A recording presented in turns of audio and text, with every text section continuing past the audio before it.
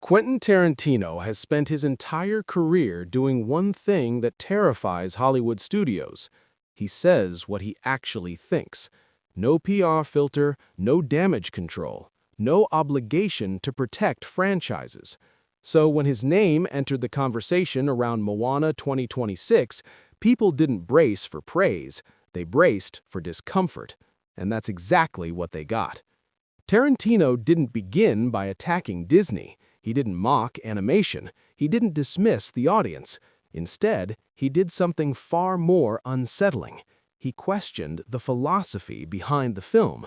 In his view, Moana 2026 represents a modern trend where films are engineered to be emotionally correct rather than emotionally dangerous, where nothing is allowed to go wrong, offend, or genuinely surprise. And according to Tarantino, that's not evolution, that's containment. He openly acknowledged the technical mastery. He admitted the film looks stunning, the scale is massive, the craftsmanship is undeniable, everyone involved is clearly talented and hard-working. But then came the line that set the internet on fire. He suggested that technical excellence has become a substitute for creative risk. That statement alone split audiences instantly.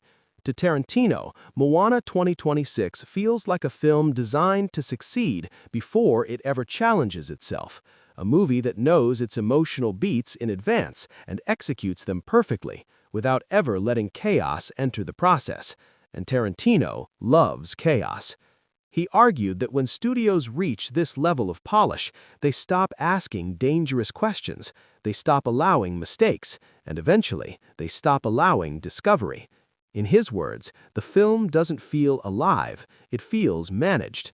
That didn't mean he called it bad, he called it predictably good, and in Tarantino's world, predictably good is cinematic death. Then he turned to the cast, and this is where the controversy deepened. When Dwayne Johnson's name came up, Tarantino didn't deny his charisma, discipline, or cultural power. He respected the work ethic, he respected the consistency.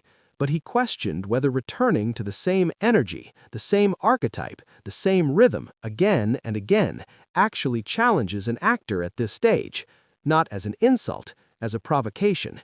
He implied that when an actor becomes bigger than the role stops demanding transformation, and Tarantino believes cinema thrives on transformation, not familiarity.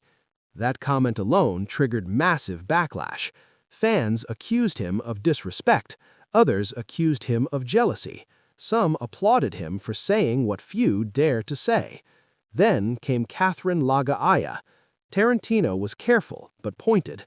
He acknowledged the pressure she carries, the responsibility of stepping into a beloved character, the discipline required to honor that legacy.